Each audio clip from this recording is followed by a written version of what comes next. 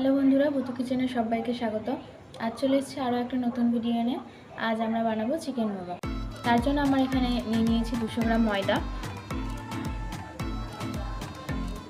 দিয়ে দেবো পরিমাণ মতো লবণ, আর দিয়ে দেবো 2 চামচ মতো তেল।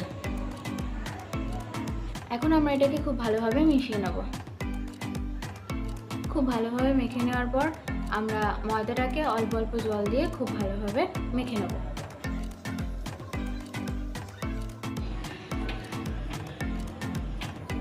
মোমোর ডোটা এইভাবে একটু শক্ত করে মেখে নিয়েছি। এখন আমরা এটাকে 10 মিনিট রেস্টে রেখে দেবো। ততক্ষণে আমরা মোমোর পুরটাকে রেডি করে নিচ্ছি। এখানে আমরা তার জন্য 200 গ্রাম বোনলেস চিকেন নিয়ে নিয়েছি। এখন আমরা চিকেনগুলিকে মিক্সিতে কিমা করে নিচ্ছি।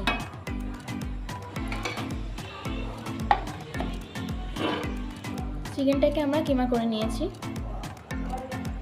এরপর আমরা দিয়ে দেবো কড়াইতে তেল। তেলটা ভালোভাবে গরম হয়ে আসলে আমরা এতে দিয়ে দেবো বেশ কিছুটা পরিমাণ পেঁয়াজ কুচি।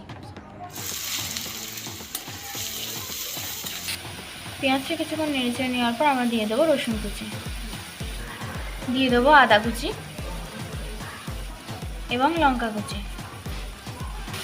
এখন আমরা এটাকে ভালোভাবে নেড়েচেড়ে ভেজে নেব। সমস্ত কিছুকে ভালো করে ভেজে নেওয়ার পর আমরা এতে কিমা করে রাখা চিকেনগুলি দিয়ে দিলাম। এরপরেতে আমরা দিয়ে দেবো পরিমাণ মতো লবণ। এটাকে খুব ভালোভাবে নেড়ে নিয়েছি। তোমরা চাইলে এই পুরটা কাঁচাও রেডি করে নিতে পারো, কিন্তু এইভাবে একটু নেড়ে নিলে এটার টেস্টটা আরও বেশি ভালো হয়। তো আমাদের পুরটা রেডি হয়ে গেছে। এখন আমরা এটিকে নামিয়ে নিচ্ছি। এখন আমরা ডোটা 10 মিনিট রেস্ট রাখার পর আরও একবার ভালোভাবে মেখে নেব। ভালোভাবে মেখে নেওয়ার পর এখন আমরা এটাকে ছোটো ছোটো টুকরো করে কেটে নেব।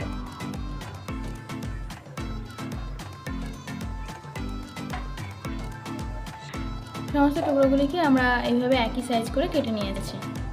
এরপর আমরা মোমোর রুটিগুলিকে সামান্য ময়দা দিয়ে পাতলা করে বেলে নেব।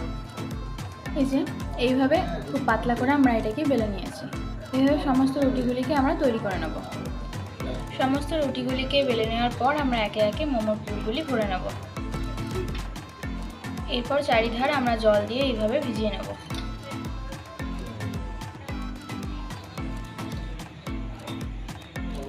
ভিজিয়ে নেওয়ার পর এরপর আমরা রুটির মুখগুলি আটকে দেব।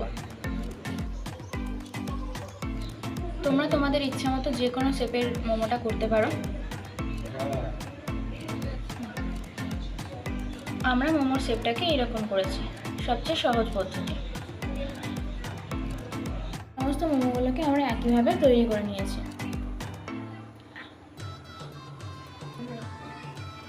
এরপর আমরা মোমোগুলিকে স্টিম করার জন্য কড়াইতে দিয়ে দিচ্ছি জল। জলটা সামান্য গরম হতে হতে আমরা এই ছিদ্রযুক্ত থালাটায় সামান্য তেল মাখিয়ে নিচ্ছি। ভালোভাবে তেলটা মাখানো হয়ে গেছে। এইবার আমরা মোমোগুলিকে একে একে এই থালায় নিয়ে নিচ্ছি। জলটি হালকা ফুটে এসছে। এরপর আমরা মোমোর থালাটি এর উপর দিয়ে দেবো। আরেকটি থালা দিয়ে ঢাকা দিয়ে দেবো এবং এরপর এটিকে 5 থেকে 7 মিনিট স্টিম হতে দেবো। মোমোটা স্টিম হতে হতে আমরা মোমোর চাটনিটিকে রেডি করে নেব। তার জন্য আমরা এখানে 2টি টমেটো নিয়ে নিয়েছি। এখন আমরা টমেটোর মুখটা বাদ দিয়ে এইভাবে টমেটোটিকে সামান্য কেটে নেব। এরপর আমরা কড়াইতে সামান্য জল দিয়ে দিচ্ছি। এই জলে আমরা 2টো টমেটো এবং কয়েকটি শুকনো লঙ্কা সামান্য বয়েল করে নেব। টমেটো আর লঙ্কাগুলি প্রায় বয়েল হয়ে এসেছে। এগুলোকে আমরা এখন তুলে নিচ্ছি।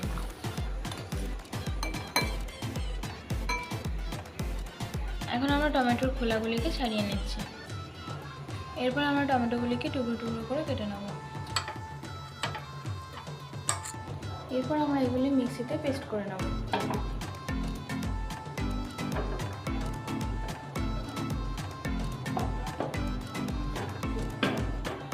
খুব ভালোভাবে আমরা এটাকে পেস্ট করে নিয়েছি। এটাকে রেডি করার জন্য আমরা কড়াই বসিয়ে দিয়েছি এবং কড়াইতে তেল দিয়ে দিচ্ছি।